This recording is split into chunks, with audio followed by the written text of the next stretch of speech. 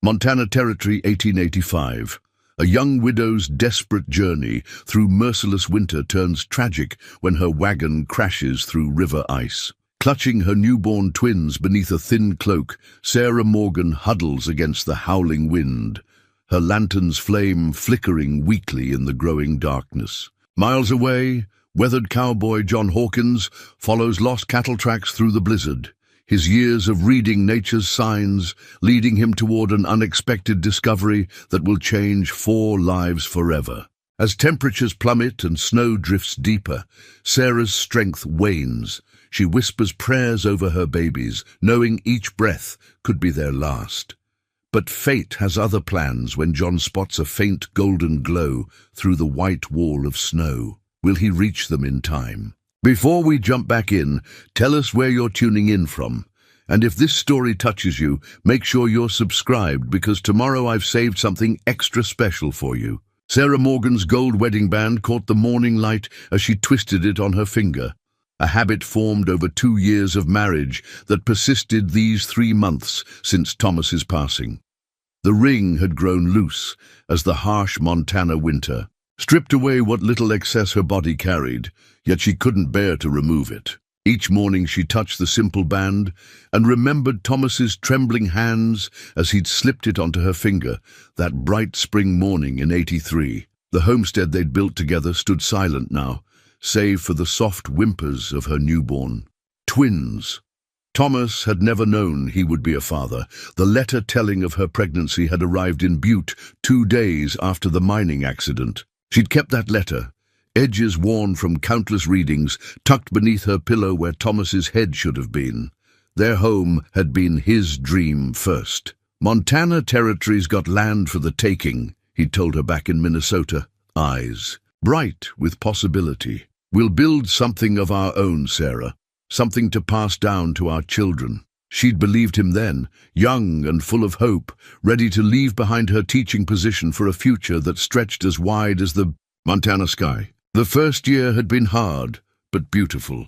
Thomas's strong hands had built their cabin, while she'd planted the garden, both of them learning the land's ways. Neighbors were scattered but loyal, helping with barn raisings and sharing knowledge of which crops could survive the short growing season. They'd made it through that first winter on love, determination, and the stores they'd carefully preserved. Thomas's mining work was supposed to be temporary, just enough to see them through until the farm could support them fully. 3 months, he'd promised, kissing her goodbye.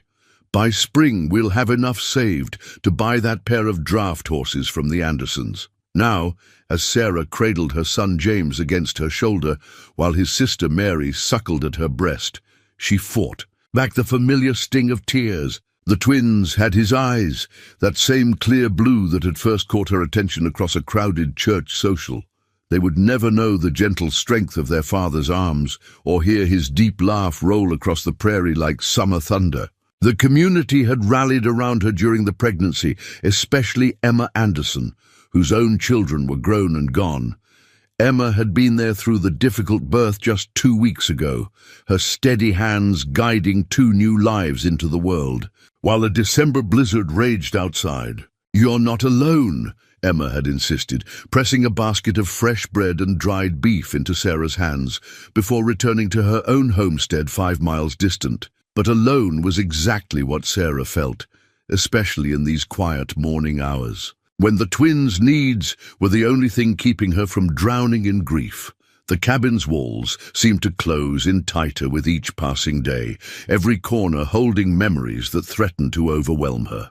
Even the rocking chair where she now sat had been Thomas's first gift to her, lovingly crafted during the long evenings of their engagement. The decision to travel to Emma's hadn't come easily. The morning had dawned clear, a rare break in the winter storms, and the twins were running low on the special tea Emma brewed to ease their colic. It was foolish, perhaps, to attempt the journey so soon after their birth, but Sarah could feel herself fraying at the edges. She needed Emma's practical wisdom and motherly comfort almost as much as her babies needed the tea. "We'll be fine," she whispered to the twins as she bundled them against her chest, wrapping Thomas's old wool scarf around them all. Your papa used to say there's no weather a well-prepared traveler can't handle. She ignored the voice in her head that reminded her Thomas had said this in summer, not in the heart of a Montana winter with 2-week-old babies to protect. The wagon was still loaded with supplies from Emma's last visit. Extra blankets, food, even a small pot of coals that could be quickly stoked to life if needed. Sarah tucked a lantern within easy reach, though she planned to complete the journey well before dusk. As she clucked the horse forward, the wedding ring caught the light once more. For a moment, she could almost hear Thomas's voice on the wind. "Be careful, my love. A storm's always closer than you think in Montana." If only she had listened more carefully to the wisdom in those words, remembered how quickly the territory's weather could turn. But hope and need had clouded her judgment, sending her down a path that would forever change not only her life, but the lives of her precious babies, and of a lone cowboy whose own story of loss and redemption was about to intersect with hers. In ways none of them could imagine, the first snowflakes began to fall 2 hours into their journey, delicate and innocent as dandelion seeds on the wind. Sarah pulled the horse to a halt, debating whether to turn back. The twins slumbered peacefully against her chest, their combined warmth a comfort against the growing chill. Her years in Montana had taught her nature's deceptions, how quickly gentle snow could transform into a blinding tempest. "Just a little further," she murmured, as much to convince herself as to soothe the restless horse. Emma's homestead lay beyond the creek crossing, no more than 3 miles ahead. The snow was falling harder now, the flakes growing heavier, more insistent. The wagon's wooden wheels creaked their protest as they pressed forward, each turn a little slower against the gathering white. The broken wagon wheel would haunt her dreams for years to come, not because it broke, it never did, but because it remained stubbornly intact as they approached the creek crossing, giving no warning of the catastrophe ahead. In spring, the crossing was a gentle ford, barely deep enough to wet a wagon's axles. But winter's secrets lay hidden beneath the snow-dusted ice, waiting to claim the unwary. The first crack came soft as a whisper, lost beneath the horse's labored breathing. Sarah felt it more than heard it, a subtle shift in the wagon's steady rhythm. The second crack shot through the air like a rifle report, and time seemed to stretch like pulled taffy. She watched, helpless, as spiderweb fractures raced across the ice's surface, white lines stark against the dark water beneath. The horse screamed, a sound of pure terror that jolted the twins awake. Sarah had one moment, one precious heartbeat, to clutch them tighter before the world tilted. The wagon's right side plunged through the breaking ice, sending up a spray of crystalline shards that caught the fading light like scattered diamonds. Cold, such cold as Sarah had never known, slammed into her body as the icy water rushed over the wagon's side. Her heavy skirts absorbed the water instantly, trying to drag her down, but her arms locked around her babies with a mother's desperate strength. Somehow, she would never quite remember how, she managed to push off from the sinking wagon, her feet finding purchase on the seat as it tilted. The twins' cries pierced the freezing air as Sarah stumbled onto the cracking ice. Each step was a prayer, each crack beneath her feet a held breath. The horse thrashed in its traces, and Sarah forced herself not to look back, not to think about the faithful animal's fate. Every ounce of her strength, every scrap of her focus had to be for the precious bundles she cradled. She made it 10 steps before her legs gave out. The creek's bank rose before her, tantalizingly close but impossibly far for her numbed limbs.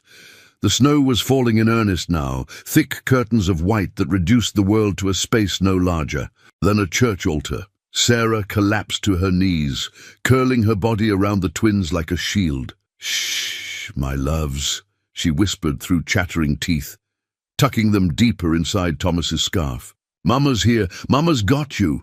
Her fingers fumbled with the ties of her cloak, working purely on instinct now. She had to get them warm, had to protect them from the killing cold that was seeping into her own bones. The lantern, the thought pierced her growing mental fog like a shaft of sunlight. It had survived the wagon's tilting, somehow still hanging from its hook. With trembling hands, Sarah reached for it, nearly sobbing with relief when its familiar weight settled in her grip. Adieu. Matches in her pocket were still dry, protected by the waxed paper she'd wrapped them in that morning. It took 3 attempts to light the lantern, her frozen fingers clumsy on the striker. The flame's glow seemed pitifully small against the gathering darkness, but it was something, a beacon, a declaration that they still lived, still fought against. The storm's fury. Time became fluid, measured only by the twins' weakening cries and the steady dimming of the lantern's flame. Sarah tried to remember the prayers of her childhood, but the words scattered like leaves in the wind. Instead, she found herself repeating Thomas's name like a litany, a talisman against the darkness. Thomas, watch over your babies. Thomas, guide someone to us. Thomas, don't let it end here. The wind howled its response, driving snow beneath her cloak despite her best efforts. She could no longer feel her feet or hands, and the terrifying numbness was creeping up her legs. The twins had grown quiet, too quiet. Sarah forced her wooden fingers to gently stroke their cheeks, relief flooding through her as they stirred at her touch. "Stay with me, little ones," she pleaded. "Stay with me just a little longer." But her own strength was fading, reality blurring at the edges. The lantern's flame danced hypnotically, and Sarah found herself mesmerized by its movement, like Thomas's. Eyes, she thought dreamily, like the way they used to dance when he smiled at her. The last thing she remembered, before consciousness began to slip away, was a strange sound carried on the wind. Not the storm's howl, but something else. Something that might have been hoofbeats, might have been her desperate mind playing tricks. Sarah pulled her babies closer, pressing her cracked lips to their foreheads. "Just a little longer," she whispered, not knowing if she spoke to them or to herself. The lantern flickered once, twice, its light a failing star in the growing darkness. "Just a little longer." John Hawkins pulled his worn leather map from his saddlebag, though he'd long since memorized every crease and marking on its surface. 20 years of working this stretch of Montana territory had taught him to trust his instincts, but something about this storm felt different. The cattle he was tracking, 3 head from the Anderson ranch, had wandered into dangerous country. Even experienced ranch hands avoided the creek crossings this time of year. The map had been a gift from his father, handed down the day John turned 18 with words that still echoed in his memory. The territory's got its own language. "Son, learn to read it right. It'll never lead you wrong." The old man had died the following spring, but his wisdom lived on in the careful notes inked along the map's margins. Weather patterns, safe passages, landmarks only a lifetime of experience could identify. John traced the creek's meandering line with a gloved finger. Emma Anderson's place lay just beyond it, and he'd promised to check on her while her husband was away in Butte. The missing cattle gave him the excuse he needed. He'd never been comfortable with the way other ranchers teased him about his frequent visits to the widow Anderson. They didn't understand that Emma had become like a mother to him after his own passed, years before his father. The wind cut through his heavy coat, carrying the bite of deeper cold to come. His horse, a sturdy buckskin named Chief, snorted and stamped, steam rising from his flanks. John patted the animal's neck, understanding his unease. Storm clouds were building to the north, dark and heavy with promise. "Just a bit further, old friend," he murmured, returning the map to its oiled leather case. The cattle tracks were still visible, but the falling snow would soon erase them. John had learned to read signs others might miss, the way certain branches bent, suggesting which path a frightened animal might choose, the subtle differences in snow depth that could reveal recent passage. His father had called it having snow in your blood, this ability to navigate Montana's winters. John preferred to think of it as listening to the land. Every drift, every ice-laden branch, every change in the wind carried information for those patient enough to notice. Today, the territory was trying to tell him something urgent, something beyond lost cattle and gathering storms. The weight of his rifle against his saddle offered familiar comfort. Not that he expected trouble. Predators were usually den-bound in weather like this. But Montana had taught him to never ride unprepared. The same saddlebag that held his map contained enough supplies to weather 3 days in the open, should the need arise. Matches wrapped in waxed paper, dried beef, a small pot for melting snow, and bandages that had saved more than one injured animal over the years. Chief's ears suddenly pricked forward, and John felt the horse's muscles tense beneath him. Years of partnership had taught him to trust the animal's instincts. He drew Chief to a halt, listening intently. The wind carried strange sounds in storm weather, tricks of air and ice that could make a man think he heard voices in the wilderness. But there it was again, a sound that didn't belong to the storm's vocabulary, not the hollow ring of wind, through ice-laden branches, nor the distant crack of freezing wood. Something else. Something that tugged at the edges of memory, like a half-forgotten dream. John drew the map out once more, orientating himself. The creek crossing lay less than a mile ahead, the most dangerous part of his intended route. The missing cattle would have had to cross it to reach Emma's ranch, but something made him doubt they'd attempted the passage. Animals had better sense than humans sometimes, a deeper understanding of nature's warnings. His fingers found the careful notations his father had made about the creek. Ice never tells the whole truth, the spidery handwriting warned. What looks solid in December can hide autumn's deep water. Better a long detour than a short funeral. The sound came again, closer now. Chief shifted beneath him, no longer nervous but alert, as if he too were trying to understand this mystery. John narrowed his eyes against the thickening snow, scanning the white landscape for any sign of movement.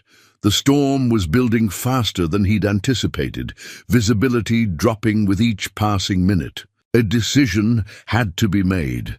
The sensible choice would be to turn back, make for his cabin, while he could still navigate safely.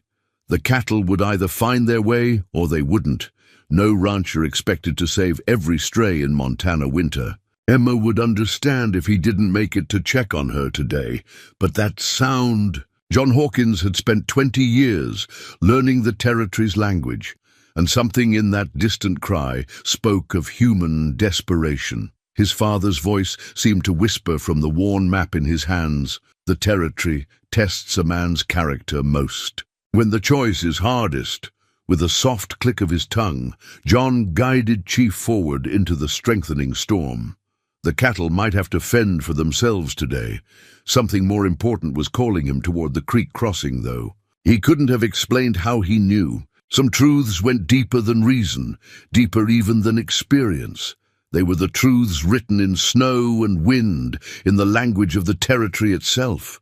And right now, that language was telling him that someone needed help more desperately than they ever had before.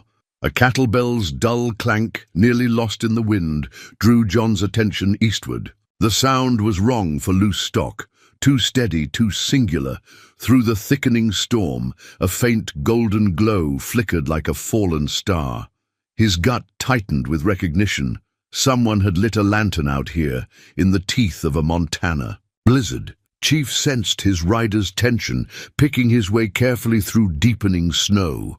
Every step brought them closer to the creek crossing, though the landmark was lost now in the white void ahead. John's father had taught him to count. His horse's strides in weather like this, a way to measure distance when visibility failed. 200 paces from where he'd first spotted the light, the ground began to slope gently downward. The creek's bank. Sarah fought to keep her eyes open, but the cold had sunk bone deep, making even this simple act a battle. The twins had grown, terrifyingly still against her chest, their small faces tucked into her neck. Only their faint breaths, warm against her skin, told her they still lived. The lantern's flame guttered in its glass cage, starved for oil. Soon it would die, taking with it any hope of rescue. She thought she heard something. A sound different from the storm's endless howl, like rhythm in chaos, the steady crunch of hooves in snow. But she'd been hearing things for hours now. Thomas's voice calling her name, her mother's lullabies, the church bells from her childhood in Minnesota. The cold played tricks on mind and memory alike. John almost missed it. A darker shadow in the swirling white. The lantern's glow revealed a scene that stopped his heart. A woman huddled in the snow, her body curved protectively around something he couldn't quite see. For a moment, he was thrown back 20 years to another storm, another rescue that had come too late. His mother found frozen by the barn door when the spring thaw finally came. "Hello?" His voice sounded strange in the muffled storm quiet. "Hold on, I'm coming to help." The shadow moved slightly, the barest shift that told him she still lived. Chief picked his way forward, with agonizing care. One wrong step on this treacherous ground could doom them all. 10 feet away, John saw what the woman cradled, not one baby, but 2, wrapped in what looked like an old wool scarf. Sarah heard the voice, as if through layers of thick wool, distant and unreal. But the sound of hooves grew clearer, more insistent.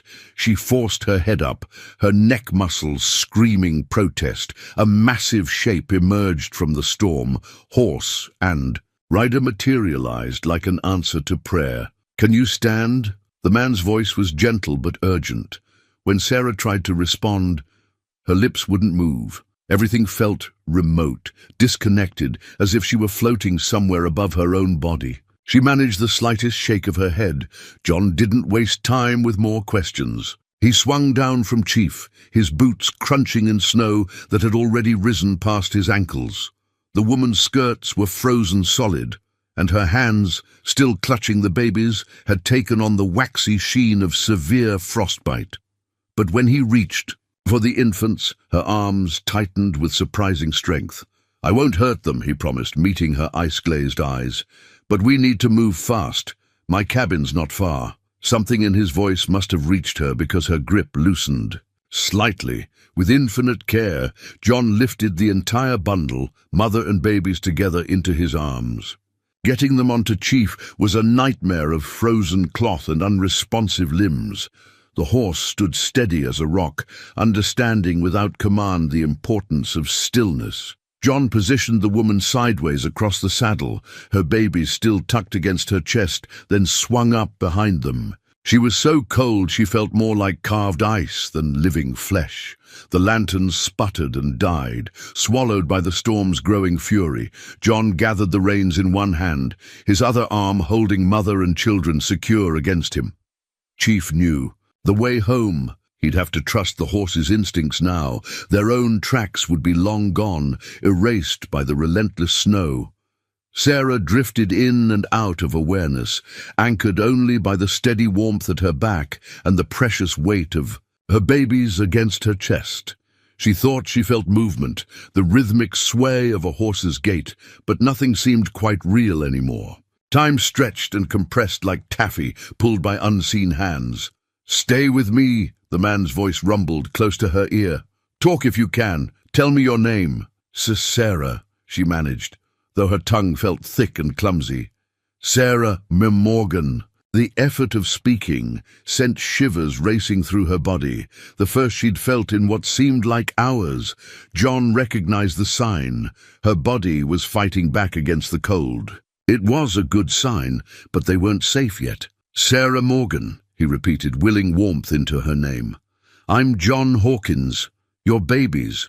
They got names." The question took long moments to penetrate Sarah's fog. "James," she whispered, "and Mary." Speaking their names sparked something in her frozen mind. "Are they?" "They're breathing," John assured her, though worry gnawed at him. The twins were too quiet, too still. His cabin was still a good 15 minutes away, assuming Chief could find it in this whiteout. They'd need heat, and fast. "Thomas," Sarah murmured, and John wasn't sure if it was a name or a prayer. He said, "Storm's always closer." "Save your strength," John interrupted gently. The last thing he needed was for her to lose herself in memories now. "Just hold on to those babies. Chief here knows the way home." As if in response to his name, the horse snorted and pressed forward into the wind. John felt Sarah sag more heavily against him, her consciousness slipping again. The twins hadn't made a sound since he'd found them. Every second counted now, each hoofbeat a tick of time's merciless clock. Somewhere ahead, his cabin waited, a sanctuary of warmth and life in the storm's deadly embrace. But first, they had to reach it, 3 lives balanced between his strength and his horse's sure instinct. John Hawkins had never considered himself a praying man, but now he found himself whispering words into the howling wind, begging whatever power watched over lost souls in winter storms to guide them home. The horse's blanket beneath the saddle was the only thing John could spare for warmth. With movements practiced over countless winter rides, he managed to work it free while keeping Sarah and the twins secure against him. The wool was horse-warm and slightly damp, but it was better than nothing. He draped it around Sarah's shoulders, tucking it carefully around the babies. "Been with me 10 years, this blanket," he said, speaking to keep Sarah conscious. The wind tried to steal his words, but he felt her stir slightly at the sound of his voice. "Chief here won't mind sharing it. He's got the thickest winter coat of any horse in the territory." The storm was worsening. Snow drove horizontally now, the wind picking up speed as it funneled through the creek valley. Chief plowed forward, head low against the onslaught, each step a battle against deepening drifts. John could barely see the horse's ears through the whiteout, but he trusted the animal's instinct more than his own sense of direction now. Sarah's shivers had grown violent, her whole body trembling against him. Paradoxically, this was a hopeful sign, her body fighting to warm itself. The twins worried him more. They remained too still, too quiet, though he could feel their small chests rising and falling against his arm. "Tell me about them," he urged, needing to keep Sarah talking. "The twins. How old?" Two weeks, Sarah managed through chattering teeth. "James came first. Mary, 7 minutes later." The effort of speaking seemed to rouse her slightly. "Need Emma's tea for colic." Understanding clicked into place. She'd been trying to reach Emma Anderson's place. A desperate journey in dangerous weather. John felt a fresh surge of admiration for her courage, even as he grieved the necessity that had driven her to attempt it. Chief stumbled suddenly, catching himself before going down. John's heart leapt into his throat as he tightened his grip on his precious cargo. The horse had found a hidden drift, snow piled treacherously deep in the lee of what felt like a stand of trees. They were close now. These were the aspens that marked the approach to his cabin. "Nearly there," he promised, though in truth he couldn't be certain. Everything looked different in a storm like this. Familiar landmarks transformed into alien shapes by wind-sculpted snow. He'd made this ride hundreds of times, but never with 3 lives depending on his memory of the trail. Sarah's head lolled against his chest, consciousness slipping again. One of the twins, he thought it was Mary, made a tiny sound, more breath than cry. John had never felt more alone than in that moment, guiding his horse through a white void, while death itself seemed to stalk them on the winter wind. "Stay with me, Sarah Morgan," he said, voice rough with emotion he couldn't quite name. "Stay with me and your babies. Think about warm things. Think about summer sun on your face. Think about fresh-baked bread just out of the oven." Whether his words reached her or not, he couldn't tell, but he kept talking, describing the cabin that waited ahead, the thick walls built to stand against Montana winters, the stone fireplace that held coals banking beneath ash. He told her about the quilt on his bed, made by his mother's hands before he was born, its patterns telling stories of home and heart that he'd traced with childish fingers on sleepless nights. Chief's stride changed, becoming more certain. The wind's howl diminished slightly. They'd reached the natural windbreak formed by the ridge behind John's cabin. Relief flooded through him as a darker shape emerged from the swirling snow. The cabin's solid bulk, its outline softened by drifts, but unmistakable. "Home," he said, the word half prayer. "We're home, Sarah. Just hold on a little longer." The next few minutes were a blur of desperate activity. Getting Sarah and the twins down from Chief without dropping them required all his strength and balance. The cabin door was frozen shut, requiring his shoulder against it while he kept them cradled in his arms. Inside, darkness pressed close, broken only by the faint red glow of banked coals in the fireplace. He lowered Sarah gently onto the bed, his mother's quilt cool but dry beneath her. The twins whimpered as he unwrapped them from Thomas's scarf, the first real sounds they'd made since he'd found them. Their tiny faces were pale but pink. Somehow, Sarah had managed to keep them warm enough with her own body's failing heat. "Just a minute more," he promised them all, though Sarah seemed beyond hearing now. He moved with practiced efficiency, adding wood to the coals, working the bellows until flames leaped up hungry for fuel. The cabin's air began to warm, and John turned back to his charges with fresh urgency. Sarah's clothes were frozen solid, a shell of ice that had to be removed before it melted and chilled her further. He worked as quickly as he dared, peeling away layers of frozen fabric while keeping her dignity covered with the quilt. The twins he wrapped in his spare shirts, laying them close to their mother, where they could share what little warmth she had left to give.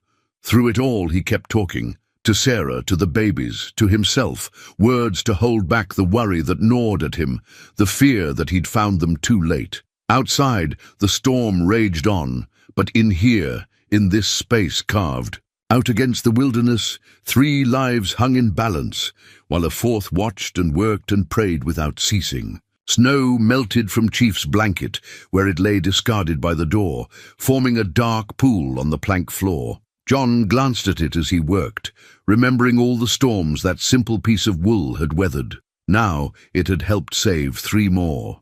Souls from winter's grasp, proving once again that survival in Montana territory depended on the simplest things. A blanket's warmth, a horse's sure step, a light in the storm. And sometimes, he thought as he tucked the quilt more securely around Sarah and her babies, it depended on recognizing the moments when everything you knew and everything you had must be risked for strangers in desperate need. His father would have understood. Some choices went beyond reason, beyond calculation, straight to the heart of what made us human. The cabin's hearth became the center of their world that night, its flames casting dancing shadows on rough-hewn walls that had witnessed 20 years of solitude. John kept the fire stoked high, feeding it precious dried oak he'd been saving for the deepest part of winter. If any night deserved the best fuel, it was this one. "Come on, Sarah," he murmured, rubbing her frozen hands between his own. Her fingers were stiff as wooden twigs, the skin waxy pale where frostbite had taken hold. The twins, wrapped in warm flannel and placed in a makeshift cradle of blankets near the fire, had begun to show more signs of life. Their cries, though weak, were the sweetest sound John had ever heard. He'd seen frostbite before. It was an old enemy to anyone who lived through Montana winters. His mother had taught him the proper treatment: warm water, never hot, and gentle massage to restore circulation. The kettle steamed gently on its hook above the fire, and John tested each dipper of water on his wrist before beginning the slow process of warming Sarah's hands and feet. "You've got to fight now," he told her unconscious form. "Those babies need you." He kept his voice steady and low, the same tone he used with frightened horses. Whether she could hear him or not, he believed somehow that his words might reach her, might give her something to follow back to the world of the living. The first hint of returning color to her fingers brought both relief and pain. For her, as her body began to register sensation again, Sarah's eyes flew open with a gasp, confusion and fear warring in their depths as she tried to make sense of her surroundings. "The twins!" Her voice was hoarse but urgent. "Where are my babies?" "Right here," John soothed, helping her turn her head toward the fire. "See, they're warming up nicely." As if to confirm his words, one of the twins, James, he thought, let out a lusty cry. Tears spilled down Sarah's cheeks as she watched her children squirm in their blanket nest. "They're alive," she whispered. "I was so afraid." Her voice broke, and John had to resist the urge to gather her into his arms. "You kept them alive," he said firmly. "You did everything right, Sarah. Wrapped them close, found what shelter you could, kept that lantern burning." He returned to his task of warming her hands, noting with satisfaction that the worst of the frostbite seemed confined to her fingertips. "You're the reason they survived long enough for me to find you."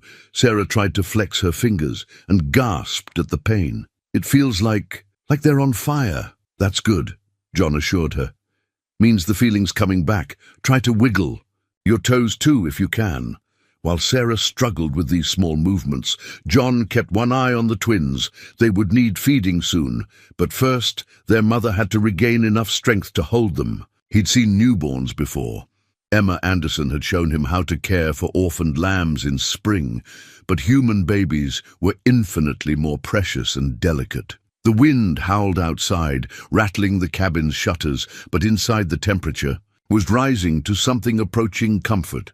John added another log to the fire, positioning it carefully to catch. His wood supply would take a beating tonight, but he had never been more grateful for his habit of overstocking before winter set in. "Where?" Sarah's voice was stronger now, though confusion still clouded her eyes. "Where exactly are we?" "My cabin," John replied, moving to check on the twins again. "About 3 miles from where I found you, as the crow flies. Though in this storm, Chief had to take the long way round." He managed a small smile. "We're roughly halfway between your place and Emma Anderson's." Recognition flickered in Sarah's expression. "You know Emma? She's been like a mother to me since mine passed." John carefully lifted Mary, who had begun to fuss in earnest, and brought her to Sarah. "Think you can hold her? Your arms should be warm enough now." Sarah's movements were clumsy, but her determination was clear as she reached for her daughter. John helped position the baby against her chest, making sure both mother and child were secure before stepping back. The simple tableau, mother and child in the firelight, stirred something deep in his heart, an ache he'd thought long buried. "Thank you," Sarah whispered, her eyes fixed on Mary's face. "We would have died out there if—" "No need to dwell on might-have-beens," John interrupted gently. He brought James over as well, tucking him into the crook of Sarah's other arm. "You're here now. You're safe." The twins, reunited with their mother's warmth, began rooting for food. Sarah's cheeks colored slightly. Would you mind turning away for a moment?" John immediately busied himself with the fire, his back turned to give her privacy as she fed her children. The simple domestic sounds behind him, a mother's soft murmuring, the contented noises of nursing babies, filled the cabin with a warmth that had nothing to do with the blazing hearth. "I never thought I'd be grateful for lost cattle," he said after a while, still facing the fire. "Been tracking 3 of Emma's strays all day. That's what led me to your area." He paused, listening to the storm's fury. "Though now I'm thinking, those cattle had more sense than humans, probably found shelter long before the worst hit."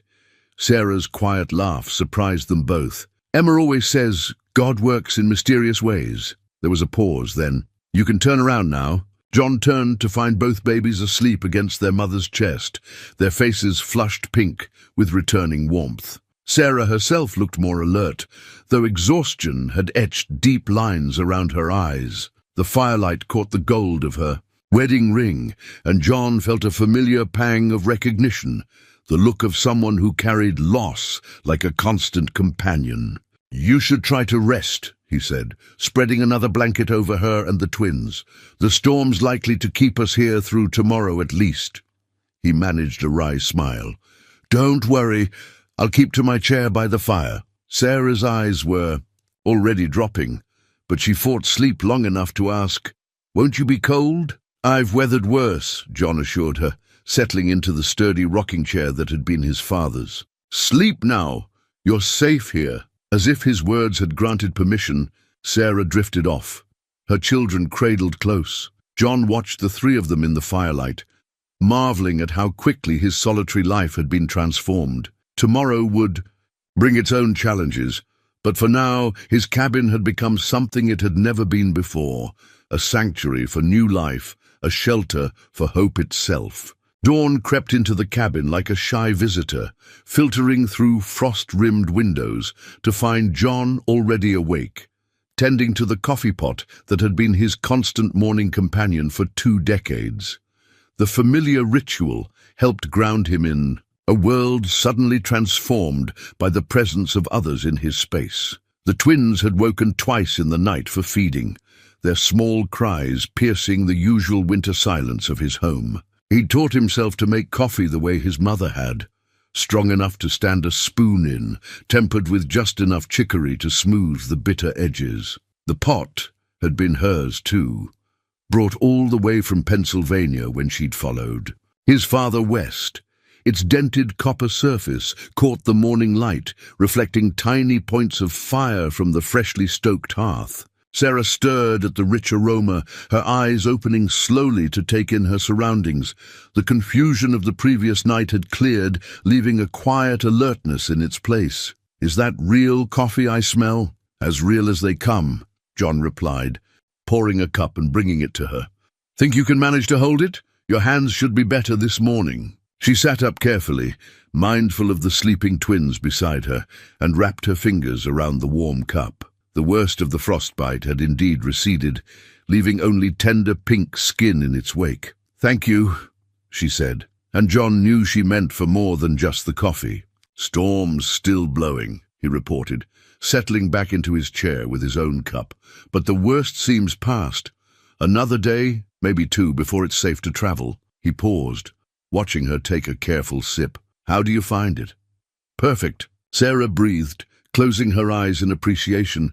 "I haven't had proper coffee since Thomas." She opened her eyes again, meeting John's gaze directly for the first time. "I suppose you're wondering what kind of fool woman takes 2 newborns out in a winter storm. Reckon every parent's been a fool for their children at some point," John said mildly. "Emma told me once that her firstborn had colic so bad she walked 5 miles in spring mud just to get advice from an old Crow medicine woman." Sarah's smile was sudden and warm, transforming her tired face. "That sounds like Emma. She's been more than kind since Thomas." She trailed off, her fingers tightening around the coffee cup. "The mining accident," John finished gently. "Word travels even out here.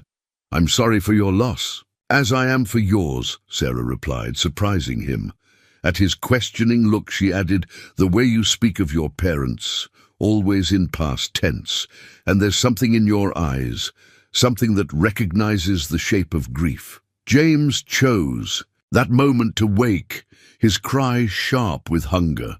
Sarah set aside her coffee and lifted him, her movements more sure now that strength had returned to her hands. John turned to give her privacy, using the time to check his supplies. The storm might keep them confined longer than he'd estimated. "I can hear you thinking from here," Sarah said after a while. "We won't starve your larder if that's your worry." John turned back, smiling at her perceptiveness. "Got enough dried beef and flour to feed 10 people through winter. It's fresh milk for the little ones I'm considering. Might be able to break through to the barn later.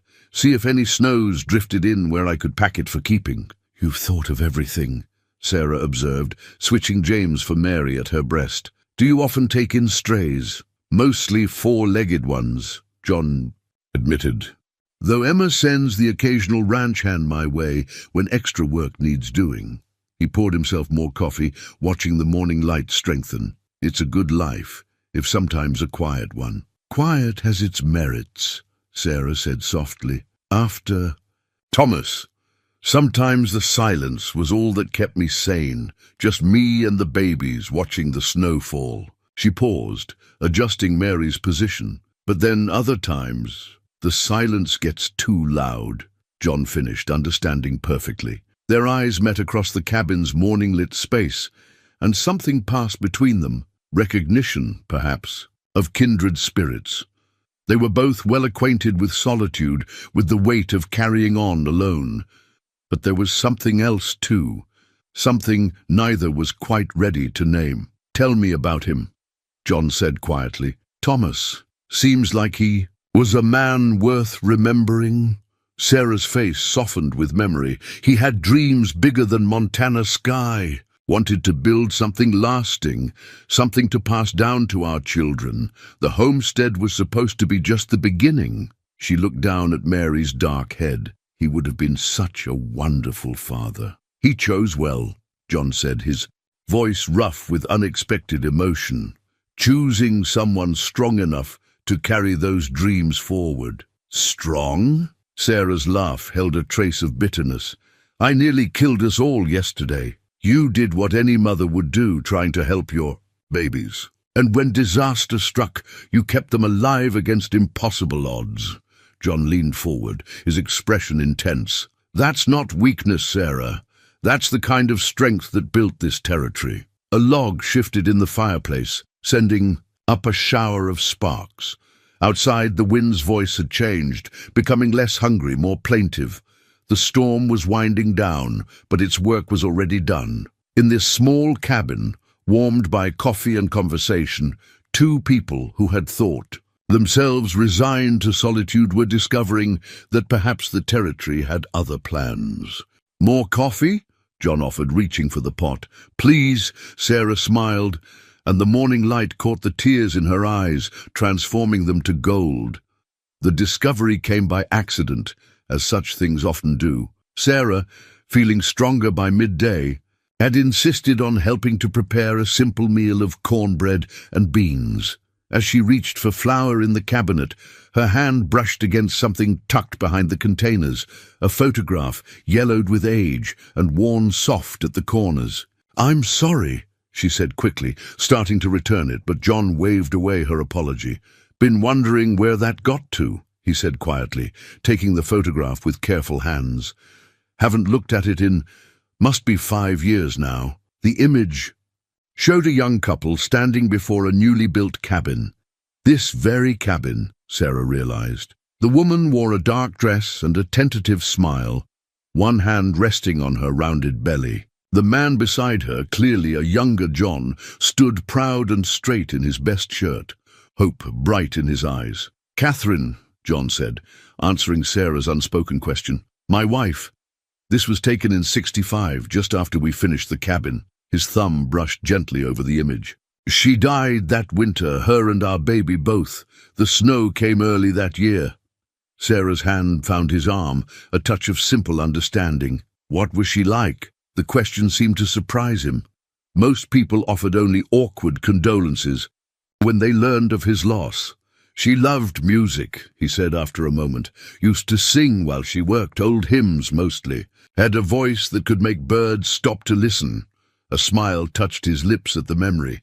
And she was brave. Lord, was she brave.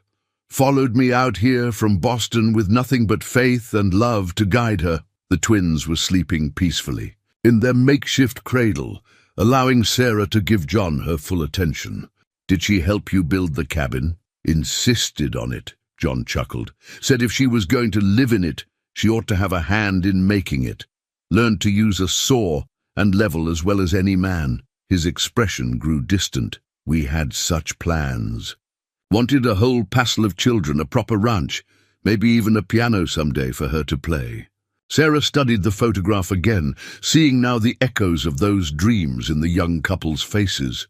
What happened? Childbirth, John said simply. Doctor couldn't make it through the snow. His voice caught. I did everything I knew. How, but it wasn't enough. Lost them both before dawn. He drew a deep breath.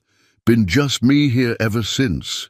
Is that why you were out in the storm yesterday? Sarah asked gently, looking for others who might be lost. John met her eyes, startled by her insight. Maybe. Never thought about it that way, but maybe. He carefully returned the photograph to its hiding place. Been telling myself it was just about Emma's cattle.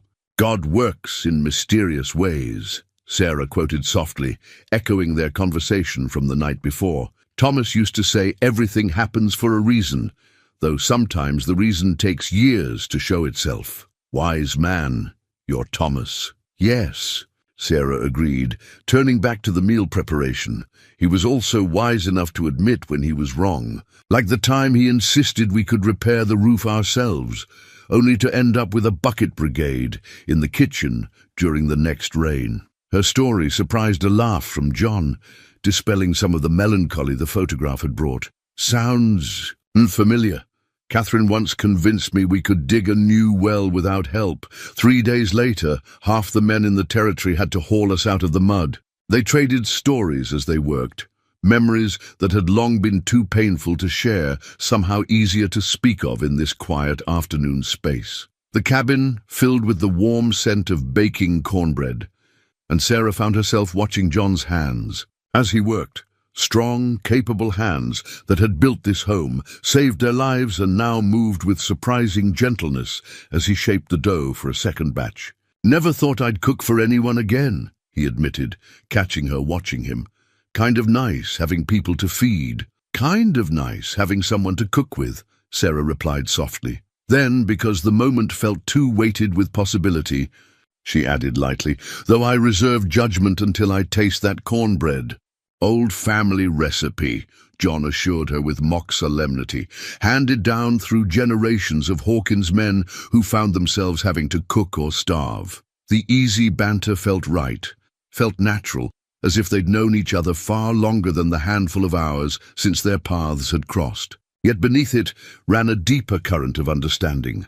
They were two people who had learned the hard way that life offered no guarantees, that love could be as fleeting as morning frost. Perhaps that shared knowledge was why neither felt compelled to fill every silence with words. They worked together comfortably, moving around each other in the small kitchen space as if they'd done this dance before. When Mary woke fussing, John had a clean diaper ready before Sarah could ask, and when he struggled with a stubborn kettle hook, she steadied it without comment. The photograph's presence in the cabinet, though now hidden again, seemed to have opened something between them, a willingness to see each other more clearly, scars and all.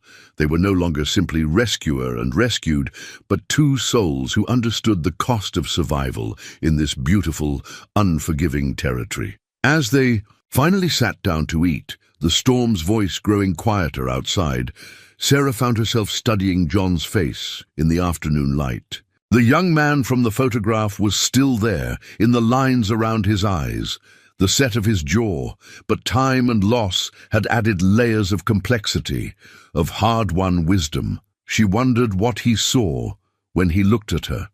Another wounded soul. Perhaps, or maybe something more. The twins chose that moment to wake in unison, their hungry cries filling the cabin. John rose automatically to help, and their hands brushed as he passed her a blanket for nursing. The brief contact sent an unexpected warmth through Sarah's chest, and she found herself wondering what Catherine would think of her husband now.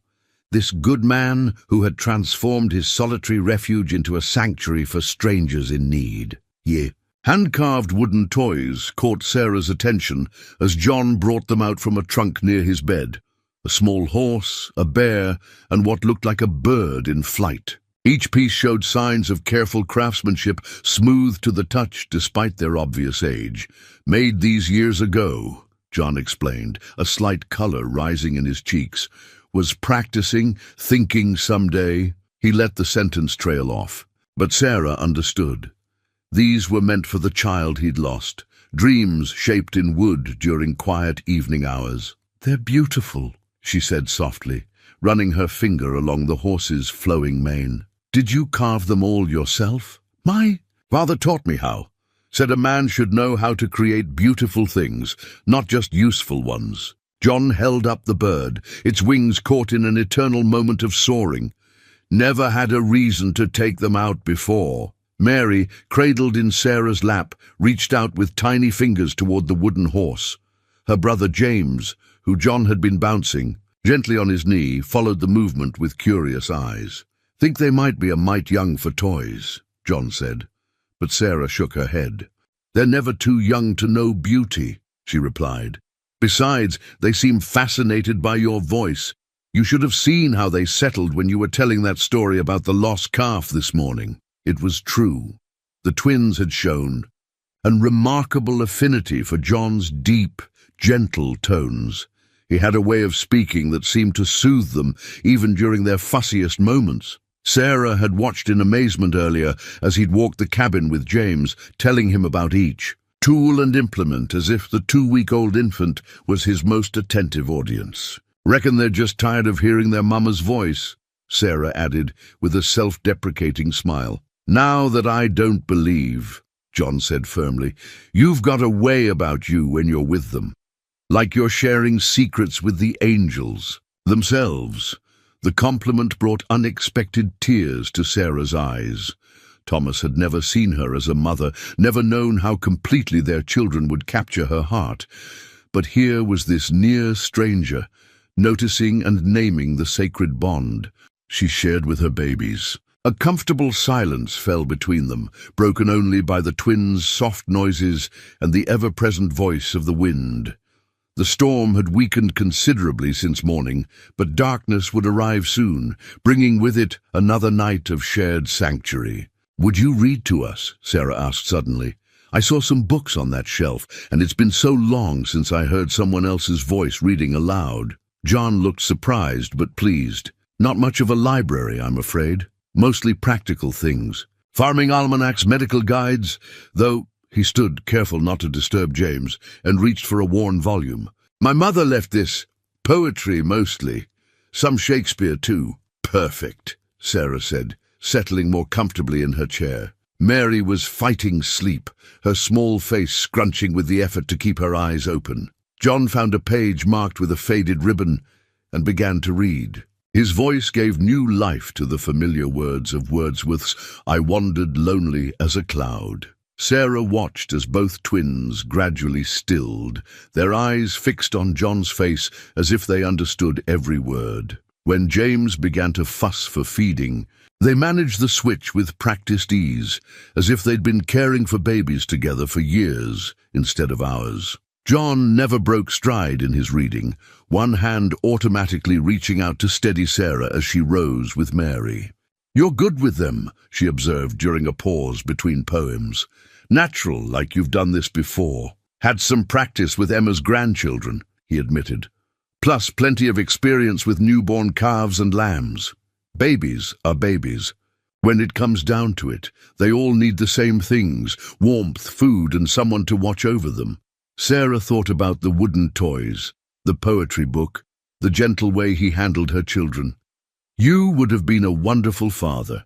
"John!" The words slipped out before she could catch them, and she feared she'd overstepped. But John just smiled, a smile that held both sadness and acceptance. "Life has its own plans," he said quietly. "Though I admit, having your little ones here, it's given me a glimpse of what might have been." He looked down at James, now sleeping peacefully against his chest. "They're lucky, you know, having a mother strong enough to keep them safe through anything." "We've been luckier still," Sarah replied, "finding someone strong enough to save us all." Their eyes met across the cabin's warm space, and something shifted in the air between them. Understanding, perhaps, or recognition of how their separate paths of loss and survival had led them to this moment. The wooden toys sat forgotten on the table, testaments to dreams long deferred. But as the afternoon light softened toward evening and John's voice continued to fill the cabin with poetry, Sarah found herself wondering if perhaps dreams didn't die so much as wait for the right moment to be reborn. Sarah found the diary tucked between the pages of John's mother's Bible, a simple leather-bound book, its pages filled with elegant script. She hadn't meant to read it, but a single line caught her eye as she moved to close it. "Love comes twice blessed when it arrives in winter's depths." The words, written by John's mother years ago, seemed to speak directly to the thoughts Sarah had been trying to suppress since that morning. She'd watched John with the twins all day, the way he cradled them so carefully, how he hummed old hymns while walking them to sleep, the tender expression in his eyes when he thought she wasn't looking. "Found Mother's journal, I see." John's voice came quietly from behind her. Sarah started, almost dropping the diary. "I'm sorry. I didn't mean to pry," she began. But John shook his head, moving to stand beside her near the window. No need for apologies. Mother always said words were meant to be shared. He glanced at the open page. That entry was from the winter she met Father. Said she never would have noticed him if not for a blizzard that trapped them both at a church social. Sarah traced the written words with her finger. She had beautiful handwriting, beautiful soul to match it. John replied softly. She believed. Everything happened for a reason, even the hard things. He paused, then added, even losing Catherine. Sarah looked up at him, seeing the vulnerability in his expression. And do you believe that? Didn't for a long time, he admitted. Felt like there couldn't be any purpose to such pain. But lately, his eyes met hers, and Sarah felt her heart skip. Lately, I've been wondering if maybe Mother wasn't right after all. The twins were sleeping peacefully in their makeshift cradle, their small faces illuminated by the afternoon light filtering through frost-etched windows. Sarah found herself acutely aware of John's presence beside her, the warmth radiating from his body in the cool air near the window. I've been thinking about Thomas, she said carefully, about what he'd want for me, for us. She looked down at her sleeping children. He always said love was meant to multiply, not divide, that there was no limit to how many people you could hold in your heart. Sounds like a wise man, John murmured. Catherine used to say something similar, that the heart was like a lamp. Sharing its light didn't diminish its flame. They stood in comfortable silence, watching snow swirl past the window. The storm had softened to gentle flurries, as if nature herself was holding her breath. I never thought I'd feel this way again, Sarah whispered, finally giving voice to the emotions that had been building. It feels almost disloyal. John turned to face her fully. Sarah, just her name, but the way he said it held volumes. There's no disloyalty in healing, in finding room in your heart for new love alongside the old. Is that what this is? She asked, barely breathing. Love, I think, John said slowly. It's the beginning of something that could be love, if we're brave enough to let it grow. He gestured to the diary still open in her hands. Mother wrote that true love never arrives by accident. It comes when two hearts are ready to recognize each other. Mary stirred in her sleep, making a small sound that drew both their attentions. They moved together automatically to check on her, their hands brushing as they adjusted her blanket. The simple contact sent warmth spreading through Sarah's chest. I'm not sure I'm ready, she admitted quietly. Everything's happening so fast. Nothing has to be decided today, John assured her. Or tomorrow, or next week, we have time, he smiled gently. Winter's long in Montana territory. Sarah found herself returning his smile, feeling the truth of his words. They had time. Time to know each other, time to heal, time to let whatever was growing between them develop naturally. The diary's pages rustled softly as she closed it, but the words remained in her mind. Love comes twice blessed when it arrives in winter's depths. Looking at John's face in the fading afternoon light, Sarah thought she finally understood what those words truly meant. The telegraph message arrived at Emma Anderson's ranch, just as the storm began to clear. Found Sarah. Stop twins. Safe stop. At Hawkins' cabin, stop needs supplies when weather permits stop. The operator in town had relayed it through 3 stations to reach them, each telegraph operator adding it to their priority list when they learned it concerned the safety of a widow and her newborns. Emma clutched the yellow paper to her chest, tears of relief streaming down her face.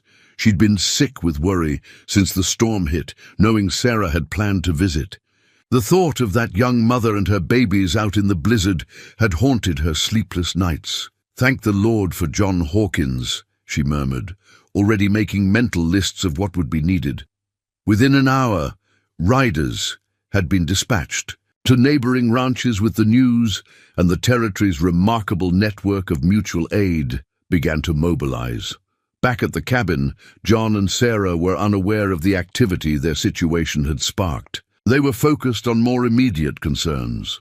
The twins' increasing fussiness suggested the colic was returning, and their supply of Emma's special tea was running low. "They'll need milk soon too," Sarah fretted, walking the cabin's length. "With James while John handled Mary.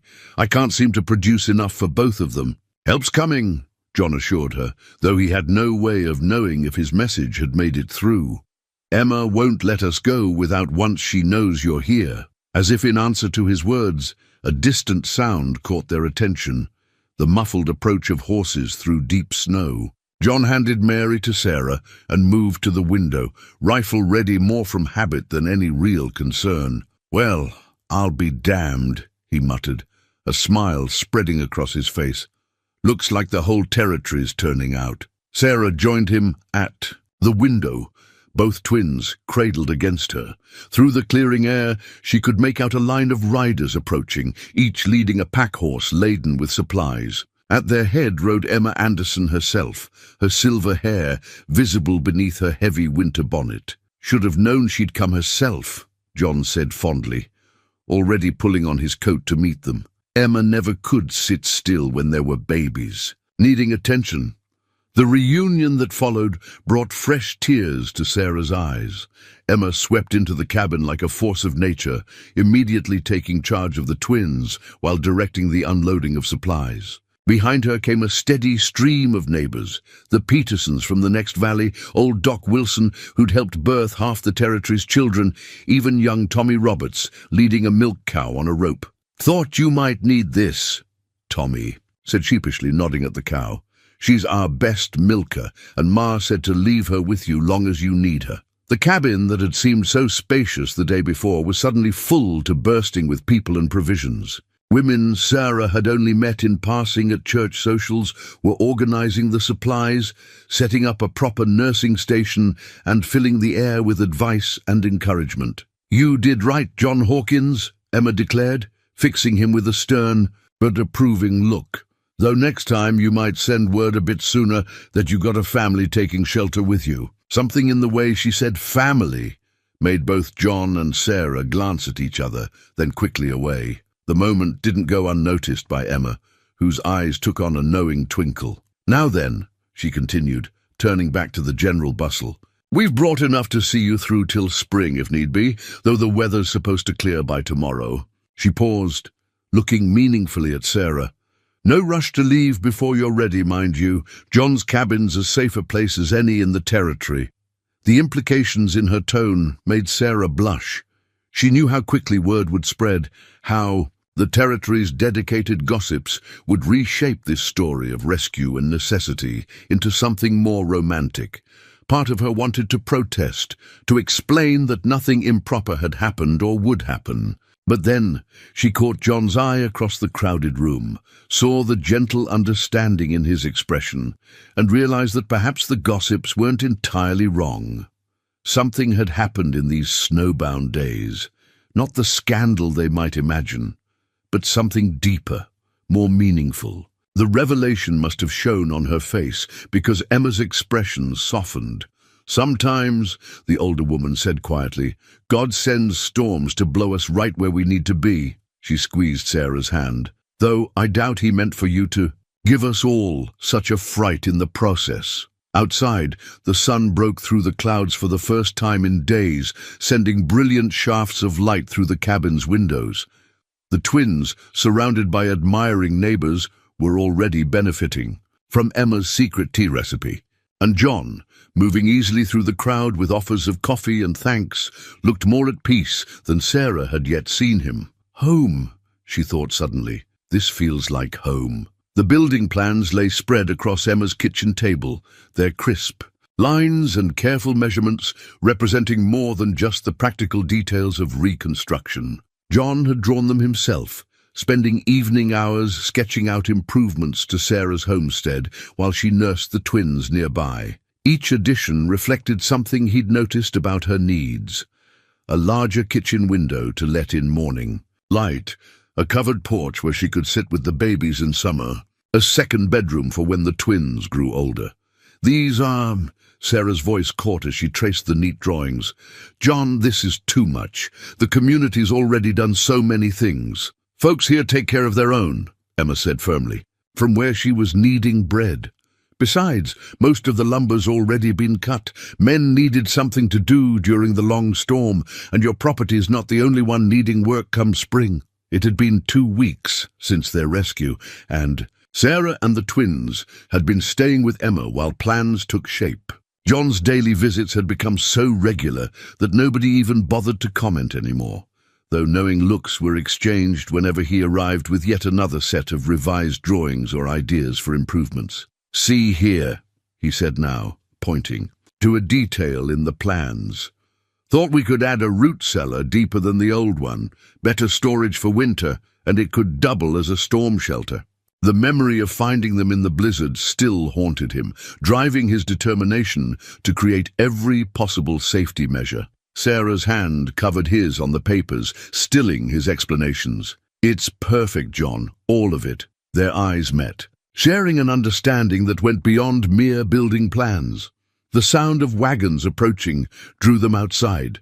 3 teams of horses pulled loads of cut lumber, while a 4th carried stones for the new foundation. Men from across the territory had been salvaging and preparing materials since the weather cleared, determined to have everything ready for spring building.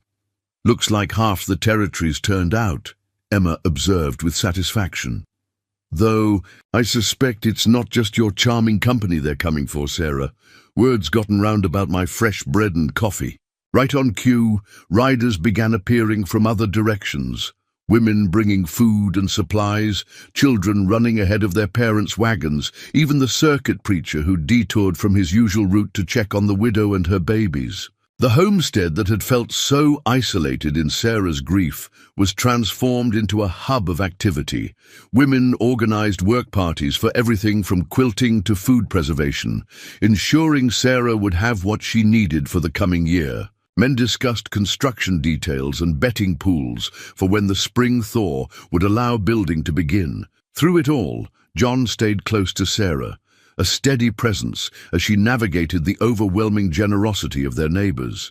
He seemed to sense when the attention became too much, quietly creating space for her to retreat with the twins when needed. "Never seen him like this," Emma commented to Sarah during one such quiet moment. They watched from the kitchen window as John showed some of the younger men how he wanted the lumber stacked.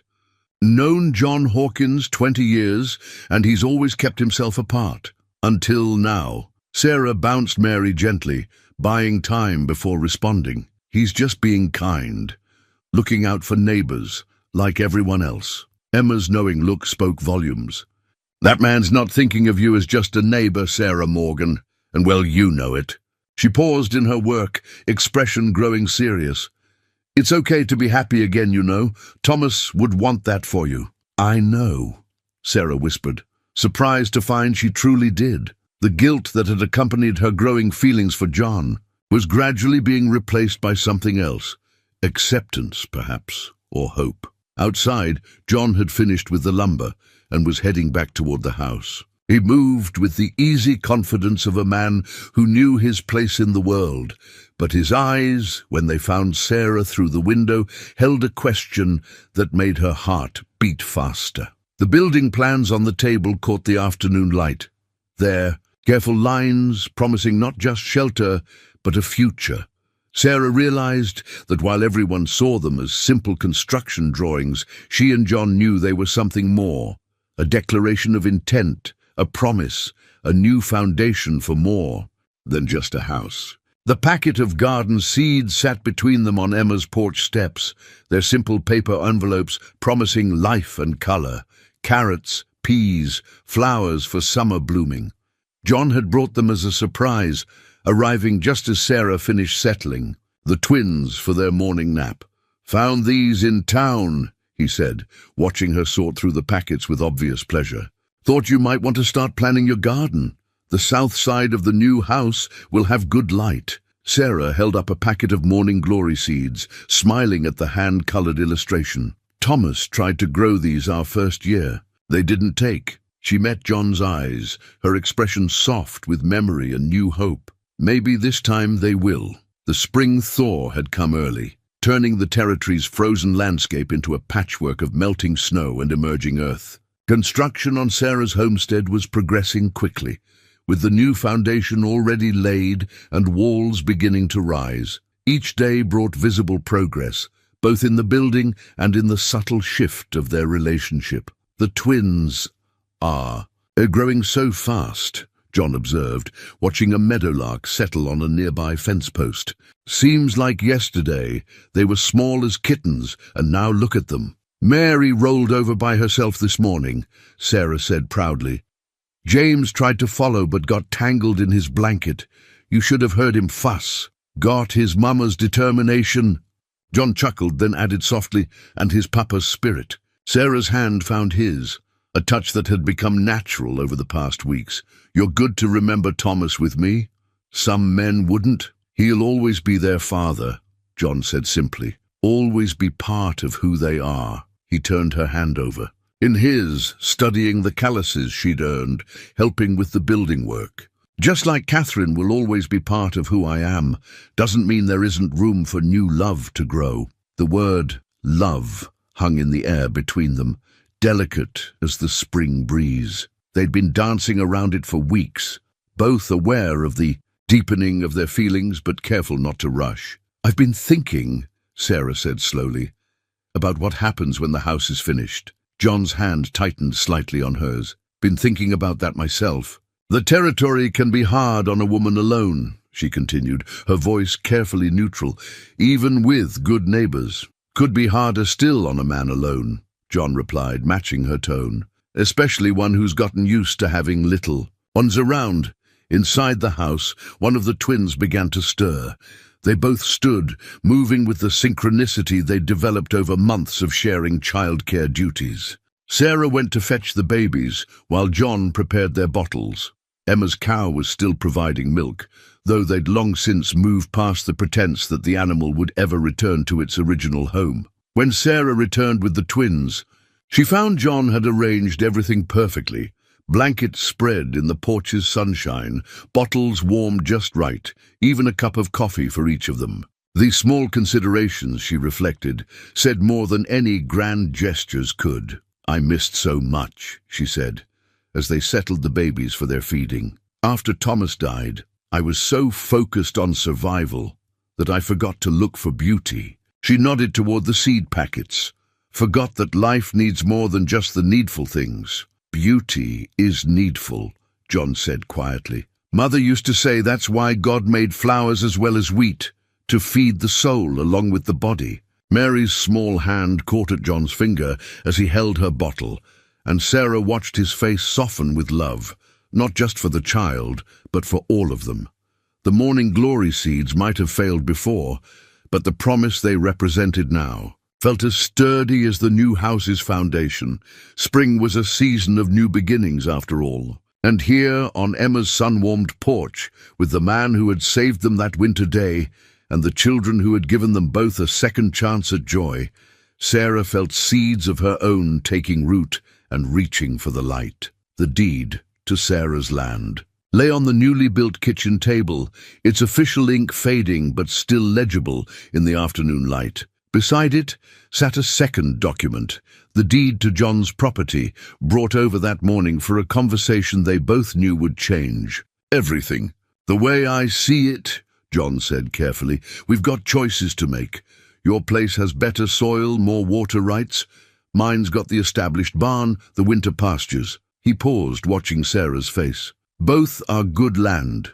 Both could support a family. Sarah touched the edge of Thomas's deed, remembering his pride the day they'd filed their claim. This land was his dream, she said softly, everything he wanted to build. And you've honored that dream, John replied, made it stronger even. The house we're building now, it's got your mark on it as much as his. He reached across the table, his weathered hand covering hers. Whatever we decide, Sarah, it needs to be right for all of us. The twins were sleeping in their new cradle, a gift from the carpenter who'd been helping with the house construction. At 4 months old, they were growing sturdy and strong, their personalities emerging more each day. James had his father's serious expression, while Mary's smile was pure sunshine, though both, everyone agreed, had their mother's determination. "I've been thinking," Sarah said, turning her hand to lace her fingers with John's, "about what Thomas used to say about love multiplying, not dividing." She met his eyes steadily. "What if we didn't have to choose between the properties?" John's expression shifted from confusion to dawning understanding. "You mean join them?" Sarah nodded. "The lands share a boundary. Together they'd make one of the largest spreads in the territory, room for cattle and crops both. Room for—" She hesitated, then continued softly, "room for our family to grow." The word "our" hung between them like a prayer. John's grip on her hand tightened slightly as he processed her suggestion. "It would take work," he said thoughtfully. "New fencing, proper irrigation to connect the water rights. Have to build a road between the houses too. Good thing I know." "A capable builder," Sarah smiled, "one who's not afraid of hard work." John's free hand traced the boundary line where their properties met. "Would need a proper name, a spread that size." "I was thinking," Sarah said, her voice careful but sure, "maybe Double Heart Ranch, for all the love that brought it together." The emotion that crossed John's face made Sarah's breath catch. He stood, still holding her hand, and drew her up with him. The twin slept on as he pulled her close, one hand coming up to cup her cheek. "Sarah Morgan," he said softly, "are you asking me to marry you?" "I suppose I am," she whispered, feeling the rightness of it in her bones, "though if you'd rather do the asking—" His laugh was rough with emotion. "Reckon you beat me to it. Was planning to speak to Reverend Miller next Sunday." He pressed his forehead to hers. "Should have known you'd know your own mind." "Is that a yes, then?" Instead of answering, John kissed her. Their first kiss, sweet and sure as spring rain. When they parted, both had tears in their eyes. "That's a yes," he confirmed unnecessarily, "though we should probably make it official." He reached into his coat pocket and withdrew a small box. "Been carrying this around for 2 weeks, waiting for the right moment." The ring was simple gold, with a small pearl that caught the light. "Belonged to my mother," John explained. "She'd have loved you, Sarah. Loved these babies like her own grandchildren." As if on cue, Mary stirred in her sleep, making the soft sounds that meant she'd soon be waking. Sarah and John moved together automatically to check on her, their practice coordination a testament to the partnership they'd already built. Looking down at their joined hands, her new ring catching the light, just as her first wedding band still did, Sarah felt no conflict, no guilt, just gratitude for the strange workings of fate that had brought them all together, and hope for the future they would build. The family portrait was Emma's idea, a gift to mark their engagement. The photographer had come all the way from Butte, setting up his equipment in the newly finished parlor of Sarah's house. John stood beside Sarah's chair, one hand resting lightly on her shoulder, while she held the twins on her lap. Their poses were necessarily formal for the long exposure, but there was no hiding the joy in their expressions. "Never thought I'd see John Hawkins smile like that for a photograph," Emma remarked, watching the photographer pack away his equipment. "Man usually looks like he's facing a firing squad when someone points a camera his way." Sarah touched the pearl ring on her finger, still getting used to its presence alongside Thomas's band. "He smiles more these days in general," she said softly, "especially when he's with the twins." As if to prove her point, John's laugh drifted in from the kitchen, where he was entertaining the babies while they waited for their afternoon feeding. He had taken to fatherhood as naturally as breathing, knowing instinctively when to be gentle and when to be firm, when to step in and when to let them work things out for themselves. "James rolled all the way across the blanket today," he announced, proudly, bringing the twins back to Sarah. "This boy's going to be mobile before we know it." "Mary's not far behind," Sarah added, settling them for nursing. "She almost made it yesterday, just got distracted by her toes halfway through." The easy domesticity of the scene brought tears to Emma's eyes. She remembered all too well how close they had come to losing this little family in the winter storm. Now, watching them together, it seemed impossible that there had ever been a time when they weren't a unit. "The whole territory's talking about your wedding," Emma said, pouring fresh coffee for them all. "Reverend Miller says he can't remember the last time there was such excitement about a ceremony." "We're hoping for something simple," Sarah protested. But Emma waved away her concerns. "Simple doesn't mean small, dear. People want to celebrate this, not just your marriage, but everything it represents. Hope, second chances, love, winning out over loss." She fixed them both with a stern look. "You'll just have to accept that your happiness means something to all of us." John settled into the chair beside Sarah's, automatically reaching to adjust Mary's blanket. "Speaking of the wedding," he said carefully, "I've been thinking about names." Sarah looked up, understanding in her eyes. "The twins?" He nodded. "No, we haven't talked about it yet, but, well, I'd like to adopt them properly, make them Hawkins-in-law as well as Love." He hurried on. "Not to replace Thomas, mind you. They'll always know about their father, carry his blood. But you're their father too," Sarah finished softly. "In all the ways that matter day to day." She smiled through sudden tears. "I think Thomas would approve. He always said love was about adding, never subtracting." Emma busied herself with the coffee cups, giving them a moment of privacy. When she looked back, John had moved to kneel beside Sarah's chair, one hand gentle on James's dark head, while the other clasped Sarah's free hand. "James Thomas Hawkins," he said softly, "and Mary Catherine Hawkins, honoring the past while building the future." Sarah's breath caught at the suggested middle names, Thomas for her first husband, Catherine for John's first wife. "Perfect," she whispered. "Absolutely perfect." The twins, as if sensing the importance of the moment, chose that time to finish, nursing and offer simultaneous bright smiles to their parents. John gathered James up for burping, while Sarah settled Mary more comfortably, their movements synchronized by months of practice. Emma watched them, these four people who had become a family in the most unexpected way. The portrait would capture this moment for posterity, the formal beginning of their life together. But it was these quiet moments, she thought, these small daily acts of love and care that truly made them whole. The new wedding band caught the winter sunlight as John slipped it onto Sarah's finger, its gold surface gleaming alongside the pearl engagement ring and Thomas's band. They had chosen this day deliberately, exactly 1 year after the storm that had brought them together. Outside, snow fell softly, but inside the warmth of their newly completed home, surrounded by family and friends, winter held no terror.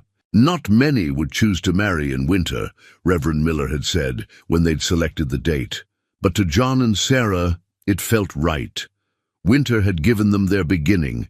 It seemed fitting that it should witness their formal union as well. The twins, now just over a year old, sat contentedly in Emma's lap, dressed in their finest clothes for the occasion. James reached out whenever John passed near, while Mary's eyes followed Sarah's every movement. They were too young to understand the ceremony's significance, but they seemed to sense the joy in the air. "By the power vested in me, Reverend." Miller's voice rang clear in the crowded room. "I now pronounce you husband and wife." Their kiss was gentle, familiar yet new, sealed with the blessing of their community and the quiet approval of the past. Sarah could almost imagine Thomas and Catherine smiling down on them, understanding that love indeed multiplied rather than divided. "The Double Heart Ranch," Emma announced later, raising her glass in toast, "now has a double blessing. 2 loves that found each other through loss. 2 families joined as one, and 2 little ones who'll grow up knowing just how much love can overcome." The celebration continued into evening, with food and music and dancing. The twins were passed from lap to lap, cherished by every member of the community that had helped their family survive and thrive.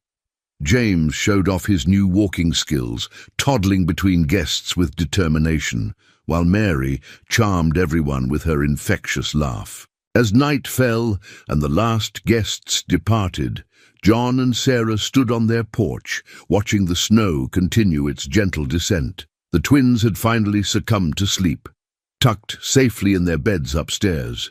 "Hard to believe it's been a year," Sarah said softly, leaning into John's embrace. "Sometimes it feels like yesterday that you found us in the storm. Sometimes it feels like I've known you forever," John replied, his arm tightening around her. "Like my whole life was just leading me to that moment, to you and the twins." They stood in comfortable silence, watching their breath mist in the cold air. The ranch stretched out before them, their joined properties now truly one, marked by new fences and fresh-built structures that represented their shared future. "Thank you," Sarah whispered suddenly. "For what?" "For everything. For saving us that day. For loving us so completely. For helping me understand that having room in my heart for you doesn't diminish what I had with Thomas." John turned her gently to face him, his eyes bright with emotion. "Thank you for teaching me that love can come again. Even stronger for knowing its true value." He touched her cheek softly. "Catherine used to say, 'Everything happens in its proper season.' Took me a long time to understand what she meant." Above them, a child's sleepy cry drew their attention. "Duty calls, Mrs. Hawkins," John smiled, offering his arm. Sarah took it, her 3 rings catching the lamplight as they turned to go inside. "Lead the way, Mr. Hawkins." Together they climbed the stairs to tend their children, their footsteps in perfect rhythm, their hearts beating as one. Outside, the snow continued to fall, no longer an enemy to be feared, but a reminder of the storm that had brought them love's second chance. The family Bible rested open on Sarah's lap, its pages carefully documenting their joined histories. Below, the entries for Thomas Morgan's death and Catherine Hawkins's passing, newer ink recorded happier events. John and Sarah's wedding date, the twins' adoption, and the birth of their daughter Emma Rose 3 years later. Now, 5 years, too. The day since that fateful storm, Sarah added another line while John looked on, their newest son sleeping peacefully in his cradle nearby. "Michael Thomas Hawkins," she wrote in careful script, "born to John and Sarah Hawkins, January 15th, 1890. 6-year-old James and Mary played quietly by the fire, their dark heads bent over the wooden toys John had carved so long ago. Through the window, the Double Heart Ranch stretched white and peaceful under winter snow, the merged properties now one of the most prosperous in the territory. But their true wealth lay within these walls, in the love that had transformed 2 broken hearts into one complete family. "Some storms," John said softly, touching Sarah's shoulder as she closed the Bible, "bring the greatest blessings.